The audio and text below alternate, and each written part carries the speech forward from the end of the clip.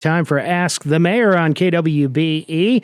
Mayor Bob Morgan off on other things this week, and we welcome in, I think it's either the first time or maybe we had you in on another time, Jay Murphy, who we haven't had him in as the new chief of police, though, and that was officially appointed here in recent weeks, and you kind of went through the gauntlet on there. You were a director for a while, then you were interim chief.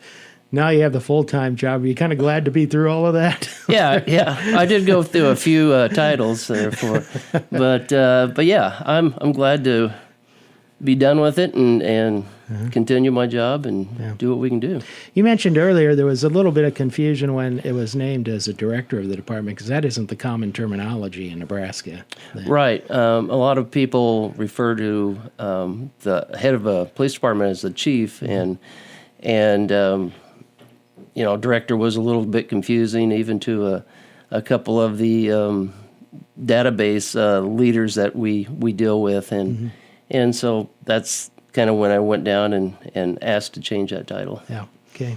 Talk about your background in police. I think when I got here, I can't remember if you were a sergeant at that time or if you started out patrol officer, went to sergeant, went to lieutenant, but kind of your background, how you got started in law enforcement.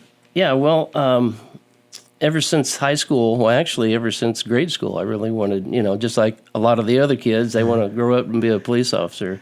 And so that was kind of me. Mm-hmm. And I went to college in efforts to get a degree and go to maybe federal law enforcement, and ended up landing this job in 1990. And so, yeah, I started in 90 and I became sergeant, I believe, in 93, and lieutenant, I believe, I want to say 2018, 2019, somewhere in there. And then as director in November 23. Mm-hmm. I was thinking, and correct me if I'm wrong on this, I was thinking your expertise is kind of in accounting. Yes, I do. And so you've done, like, for lack of a better term, white-collar type financial crime investigation, too. Right, yes. I do have a degree in accounting, and so, yeah, most of the white-collar crimes or financial crimes always came to me, which is great because I'm kind of a numbers guy anyway, so that was interesting to work. A lot of them were. Yeah. You lead a department that, and every department has changeover after a while. You lose some people, new people come in, but seems like you've got a pretty good mix of, veteran people that have been with you for a while, but you have some new faces too. How does that kind of work out as far as the structure and kind of the working relationship with the whole department?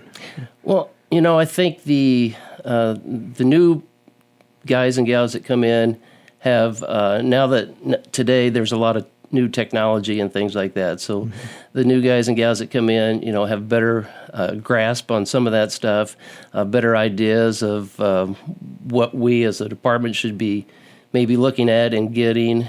And so that's the good part of, having the younger officers come in.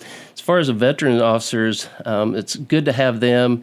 They do most of our field training, and they know how the city works, how the city's laid out, and so we don't have to hire out to do any training. We do it all in-house. Mm-hmm. Just filling an officer position when you do have a vacancy, it's not like you hire them and you throw them out on the street right the next day. It's kind of a process, isn't it? Well, that's kind of what happened to me, actually. But no, it is a process. We went towards hiring right before the academy starts. So the academy in Grand Island is 16 weeks.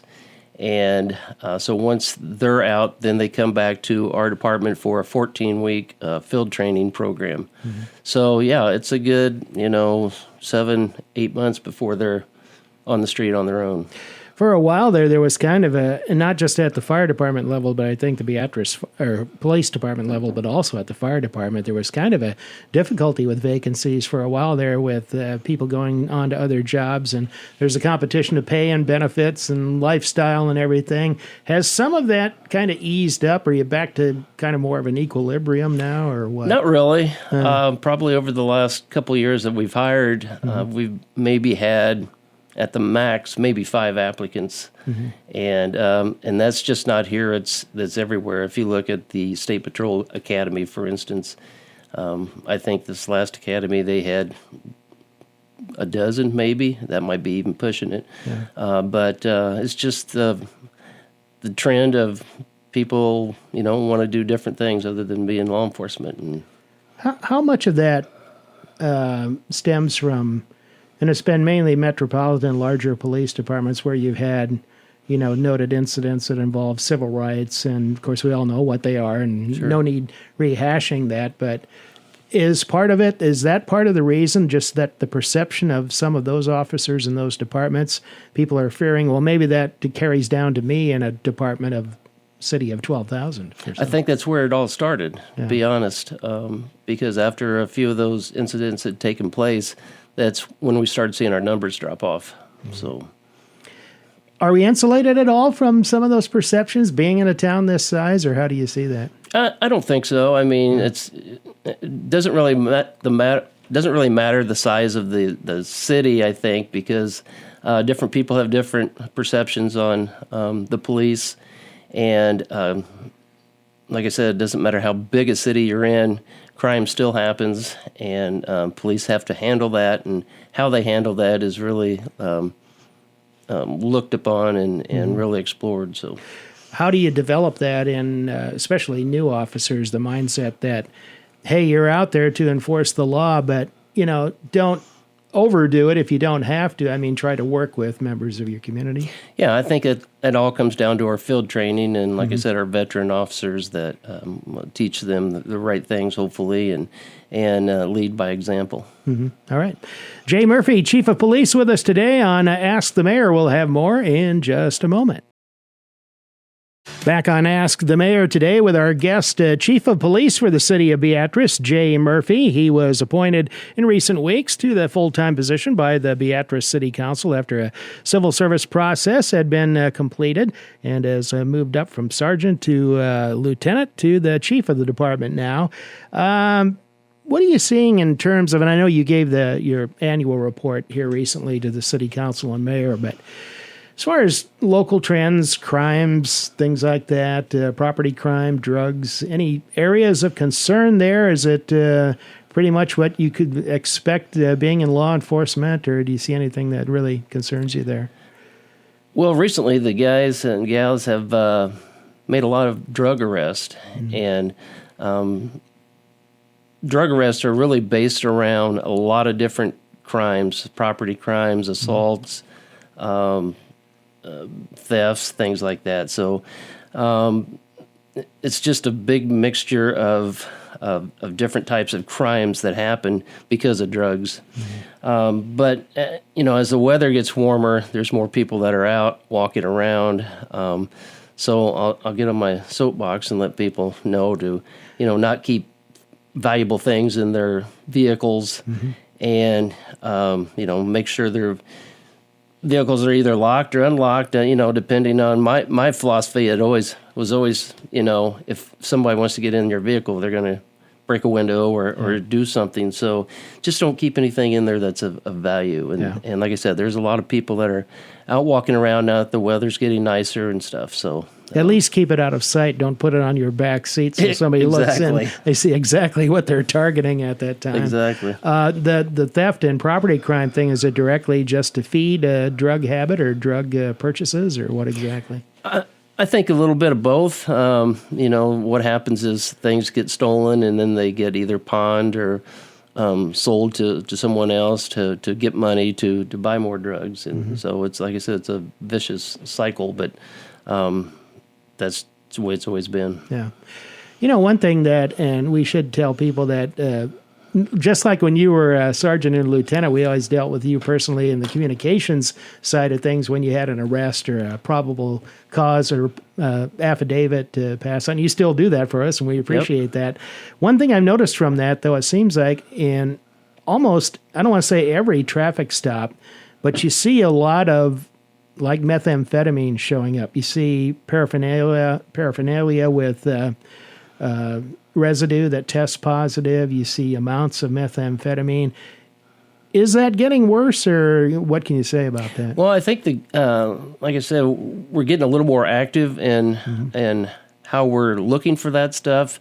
Of course, we got our dogs that are out there, and they work partly nights, partly days, so kind of a split shift, and so I think that's a big part of it, and the fact that we know what we're looking for and how to ask those certain questions and get those certain items from the cars. I'd like to see if you can give a kind of a layman's view or description of what constitutes reasonable suspicion, because lots of times when I look at those reports, I think, I'm trying to piece together, okay, how did you get from point A to point B to C to D, and finally then make the arrest? How is that approached when the officers go out there and say a typical case where you stop somebody, say for a malfunctioning tail light, and all of a sudden something doesn't quite seem right? How do you do that? It's a combination of a bunch of things, not usually just one thing. And you have your vehicle violation. You have the way that the driver is acting, or maybe a passenger is acting. You have their criminal history. Maybe you have a smell of marijuana or something coming from the car. So it's a whole list of things that you have to put together and make the reasonable suspicion of being able to search a car. It's not like the officer can just show up and say, hey, you look like you're doing something bad, I'm going to arrest you. Yeah. It's more complicated than that, or more detailed than that. Right, yeah, exactly. Yeah. How much does having canine officers make that process easier to confirm, what's there in the vehicle? I would say a great deal. Like I said, our canines are out and they're active, and if they're available and someone has a vehicle stopped and they have time to run the dog around the car, they'll do that. So, but yeah, it's a great tool to have. We've been fairly fortunate to not have the very most serious major crimes, but they do pop up every once in a while, and for a while there, we would go years without, for instance, a homicide or a very serious, say, an arson thing or something like that. No way to really predict how a year is going to go, really. No, that's the sounds kind of weird, but that's the beauty of this job is that it's different every single day, and like we spoke about earlier, it doesn't matter the size of the city, but you're going to have crime, and you just don't know from day to day or what time or anything like that. So. Any areas, new technology that are helping out officers that are patrolling and detecting violations? What's maybe the latest things that are coming forward now or are to come forward, do you think, that will really help out the process of when an officer's out on patrol? I hope they're not on parole. Yeah, misspoke there. License plate readers are the big things that we're looking at right now, and a lot of departments are looking at. And basically what those do are you can have stationary license plate readers, or you can have license plate readers in the cars. They're called LPRs. But what they do is they, just like it says, they read license plates, and they will detect if maybe a vehicle has been stolen, if there's an Amber Alert out on a particular vehicle, if a different department's looking for this vehicle with this license plate. Any one of those and several others will, if the license plate reader detects that license plate, then it will give us an alert. So it just connects to a database or something of criminal records and things like that, yeah. How much, and of course there was a topic in the legislature to reduce the 2-plate requirement in Nebraska to 1 plate. I was thinking that got approved, but I'm not sure if it did or not. How does that change the game for your officers, if at all? Well, a little bit. A lot of the license plate readers will just shoot in one direction. So it kind of depends on how they're stationed and where they're at. Like for a 4-lane vehicle or a 4-lane highway such as 77 here through town, we may have to have 2, one on each side of the road to get front and back license plates. But they're going to mess some cars here and there, and they're not 100%. You may be looking for a certain number license plate, and they find it, but it's not a Nebraska one. It may be a Missouri one. So they're, like I said, they're not 100%, but they are really accurate. Yeah. You were telling me before the program, in addition to being chief, you've kind of taken on the role of grant writer, too. I have. It's just, just take a little burden off the city, I guess. If I could get grants for certain things that we want or need, why not? Yeah. What, for instance, are the readers one of them, or is there any other equipment or grant applications you have out there or are considering for new technology? Well, the readers are the big ones right now, and they're not cheap, and there's a maintenance fee on those every year. So it's technology, and you never know, if it's going to break down. But yeah, that's the big one for right now. Yeah. One of the things, and not only are you doing this, but your predecessor department leaders have done it as well, is encouraging officers to get involved in community initiatives and things beyond their regular duty hours and things, sometimes while they're on duty as well. Things like Special Olympics, National Night Out. You have a Citizens Academy, I believe, you've had. How does that help out not only the community, but the department members as well, in terms of, how they deal with the public? Oh, tremendously. I mean, that's, like I said, we encourage people to get out and stop, maybe watch part of a baseball game, or I know maybe you've seen on our Facebook that a few of officers have ran across some kids playing basketball and got out and played basketball with them, or went to a lemonade stand, or, I mean, it's good public relations, and it gets the kids and the citizens out and to know us a little bit better. Just say, hey, there's a police officer, but to know us, hey, there's Officer Murphy, or something like that. So it's always good to have good relationships with the public. Kind of gets back to that perception thing we were talking about earlier, where larger cities have struggled with that in their meetings with the public. And if you can, kind of get out in front of that might be the way to do it. Yeah, and that's a good thing about a city our size, is that you can get out and know a ton of people. And, at the same time, we still take care of, protect and serve the city, but to get out and really maybe walk downtown or get on bikes and just communicate with them. Yeah.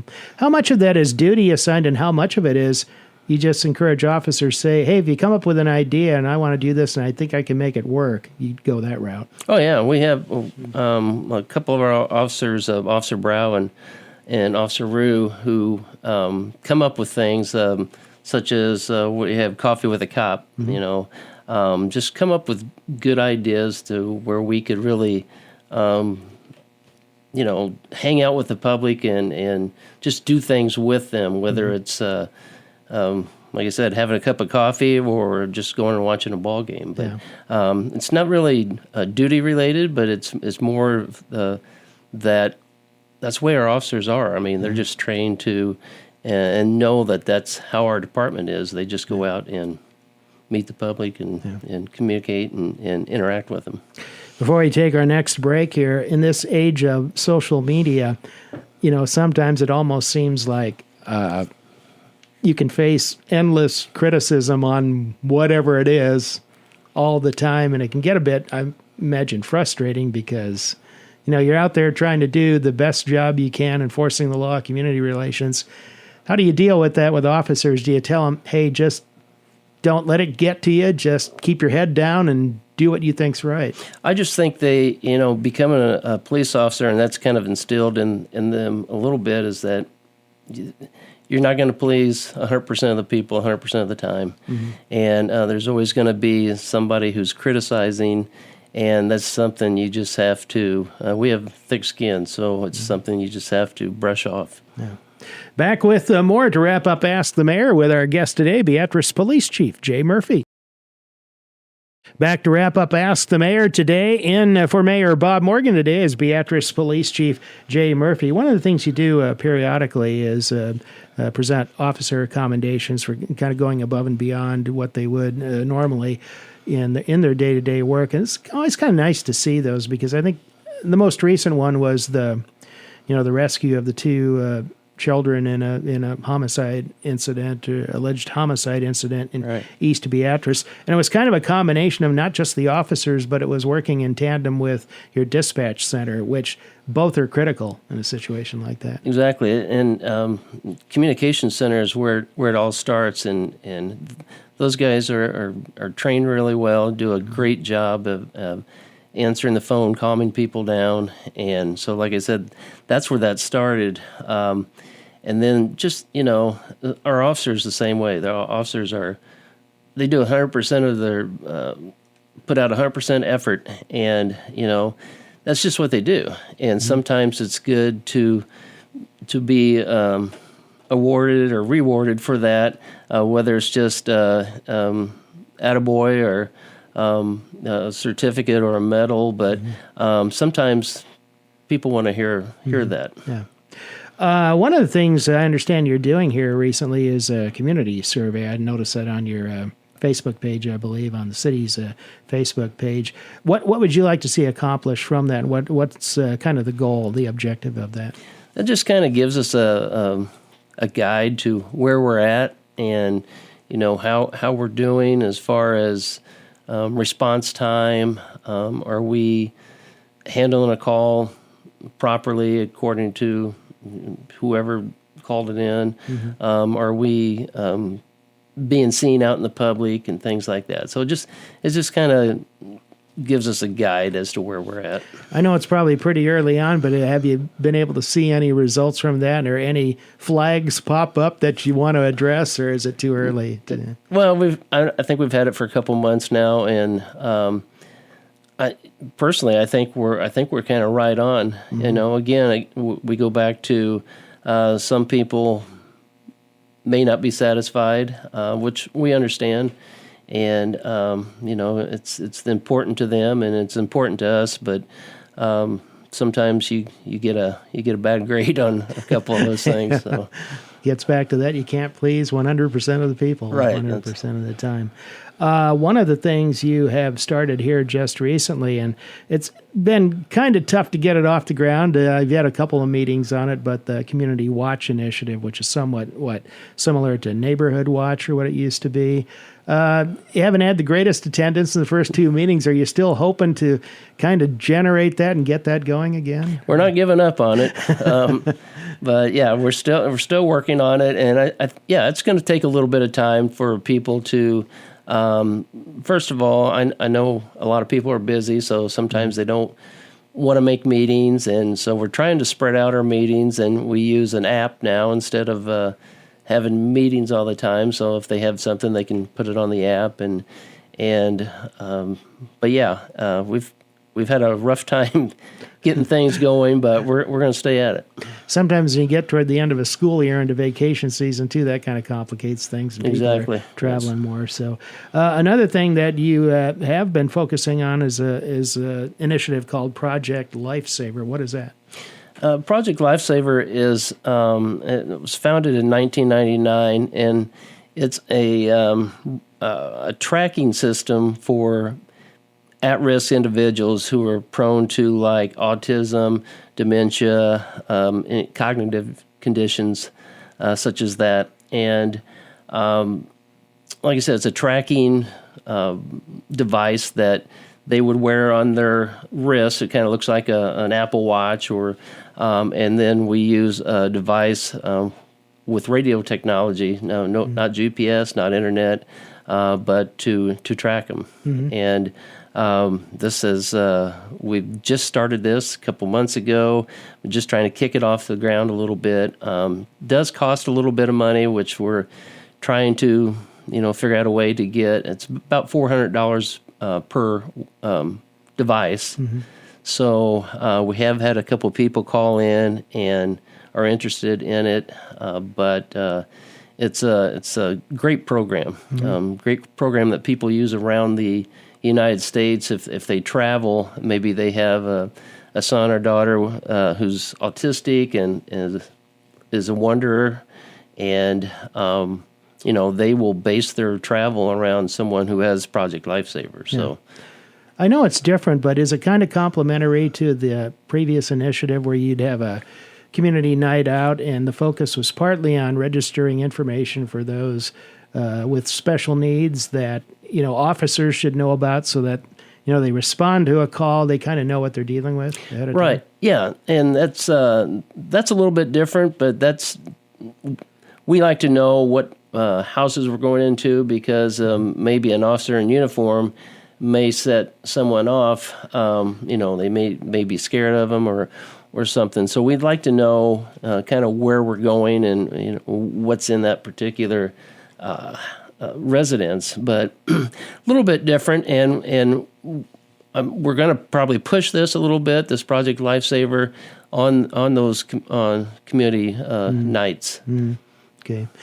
One last thing. We have just about a minute left. Probably not enough time to really cover it, but you're going into a new 2-year budget with the city. You do biennial budgeting now. Each department does, and the city as a whole. What do you look toward in this first year as far as equipment replacement? Are there, patrol vehicle needs, new technology, things that just have to get done? Yeah, always looking for patrol units and because they go through a lot of wear and tear and like I said, some of the technology we're doing mostly LPRs, but I am looking for grants on that type of stuff and just to help the city out a little bit on that side of it. But normal budgeting, really nothing special these 2 years anyway. Yeah. Then what contracts, I suppose, or agreements on dispatch, who's taking part in that? That's changed a little bit over time. I know you had Richardson County for a while. Right. But that kind of adjusts now and then. Right, yeah. We do not have Richardson County or Crete anymore. And but yeah, there's a lot of maintenance agreements on a lot of the radio technology and just our record systems and things like that we have to budget for. All right. Chief Jay Murphy, thanks for being in with us today. Appreciate it. Yeah, thanks for having me. Appreciate it.